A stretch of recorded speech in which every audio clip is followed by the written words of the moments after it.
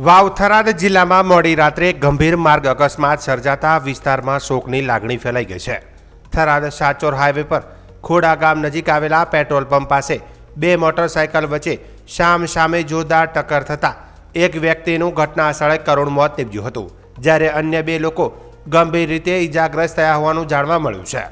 પ્રાપ્ત માહિતી અનુસાર ખોડા ગામ પાસે આવેલા પેટ્રોલ પંપ નજીક રાત્રિના સમયે બે બાઇકો વચ્ચે અચાનક સામે અથડામણ સર્જાઈ હતી। અકસ્માત એટલો ભયાનક હતો કે એક વ્યક્તિને ઘટના સ્થળે જ દમ તોડી દીધો હતો। ઘટનાની જાણ થતાં જ 108 એમ્બ્યુલન્સની ટીમ તાત્કાલિક ઘટના સ્થળે પહોંચી ગઈ હતી અને ઈજાગ્રસ્તોને પ્રાથમિક સારવાર આપી નજીકની હોસ્પિટલમાં ખસેડવામાં આવ્યા હતા, જ્યાં તેમની સારવાર ચાલુ હોવાનું જાણવા મળ્યું છે। અકસ્માત બાદ હાઈવે પર મોટી સંખ્યામાં લોકોના ટોળા ઉમટી પડ્યા હતા, જેના કારણે થોડા સમય માટે ટ્રાફિક જામ જેવી પરિસ્થિતિ સર્જાઈ હતી। થરાદ પોલીસે સ્થળ પર પહોંચી ટ્રાફિક વ્યવસ્થા સંભાળી આગળની કાર્યવાહી હાથ ધરી હતી।